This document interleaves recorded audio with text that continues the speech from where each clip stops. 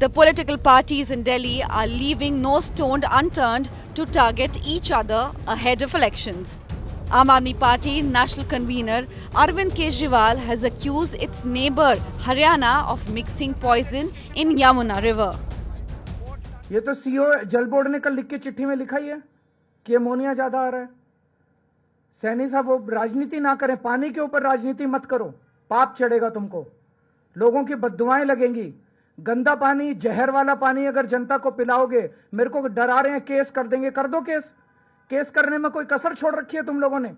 Jail भेज दिया, फांसी पे चढ़ाओगे मेरे को? कर दो केस। भी वो गंदे पानी पीने पर मजबूर हो रहे हैं।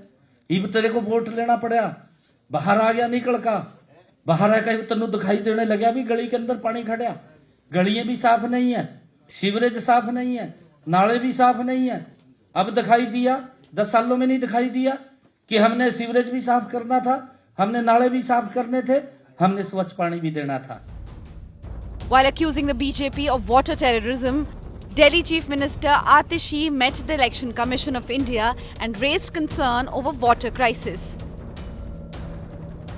यमुना में पानी जो हरियाणा से आ रहा है, उसमें अमोनिया का लेवल जहरीले लेवल तक पहुंच गया है।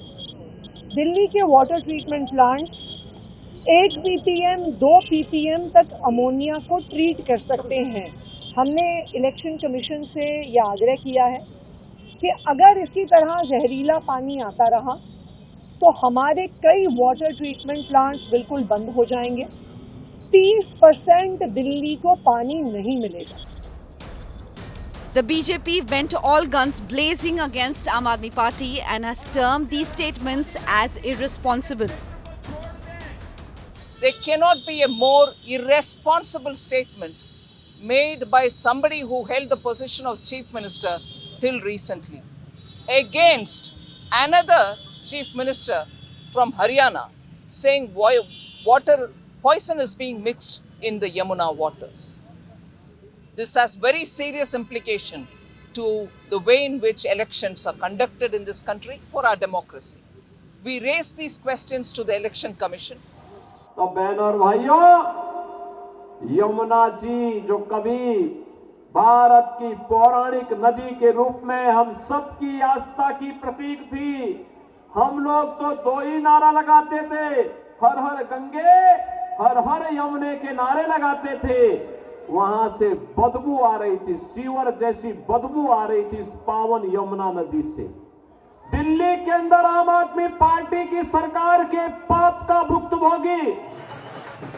While speaking exclusively with India Today, Union Home Minister Amit Shah called Kejriwal the biggest liar.